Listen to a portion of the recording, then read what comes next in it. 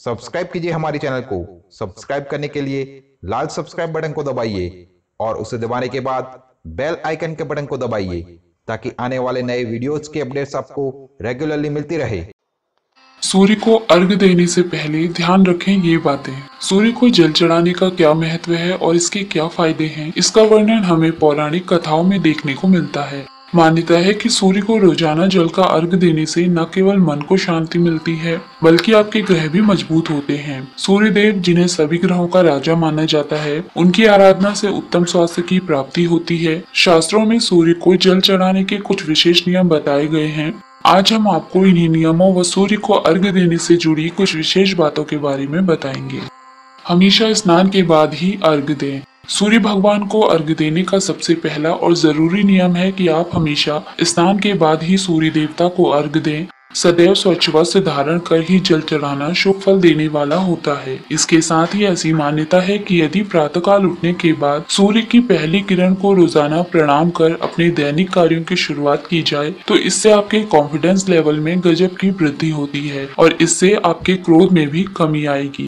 तांबे के पात्र का प्रयोग करें। शास्त्रों के अनुसार सूर्य को जल देने के लिए शीशे, प्लास्टिक या फिर चांदी के बर्तनों का प्रयोग नहीं करना चाहिए। सूर्य को जल देते समय हमेशा तांबे के पात्र का ही प्रयोग करना चाहिए, क्योंकि तांबा सबसे शुद्ध धातु मानी जाती है और स्वास्थ्य की दृष्टि से भी तांबा बहुत ही लाभकारी होता है।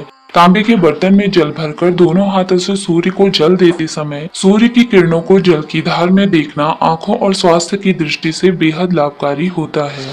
मीठे जल का अर्घ दें। सूर्य देवता को मीठा बहुत अधिक पसंद है। शास्त्रों में ऐसी मान्यता है, यदि तांबे के पात्र में स्वच्छ जल भरकर इसमें मिश्री मिलाकर सूर्य देवता को इस मीठे जल का अर्घ दिया जाए तो इससे मंगल के दोष दूर हो जाते हैं और यदि व्यक्ति को सूर्य देव की कृपा प्राप्त होती है तो उसे हर तरह का सुख, वैभव और सरकारी सुख भी प्राप्त होने लगते हैं।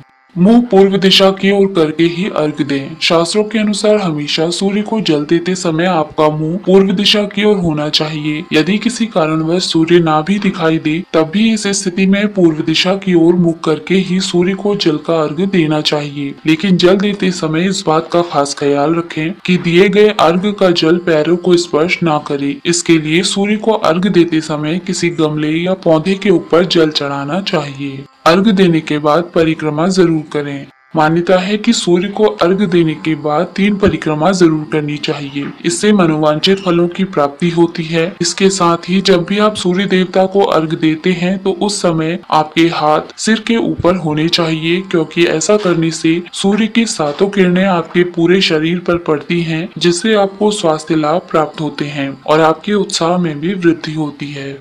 अक्षत और पुष्प मिलाएं। मान्यता है कि सूर्य को जल चढ़ाने से पूर्व जल में पुष्प और अक्षत मिलाकर अर्घ देना शुभ होता है। इसके साथ ही अर्घ देते समय ओम सूर्याय नमः सूर्य मंत्र का जाप करते रहना चाहिए। इससे सूर्य देवता के आशीर्वाद के साथ ही एकाग्रता में भी वृद्धि होती है। वहीं सूर्य को लाल वस्त्र पहनकर जल चढ़ाना भी बहुत ही प्रभावशाली माना जाता है।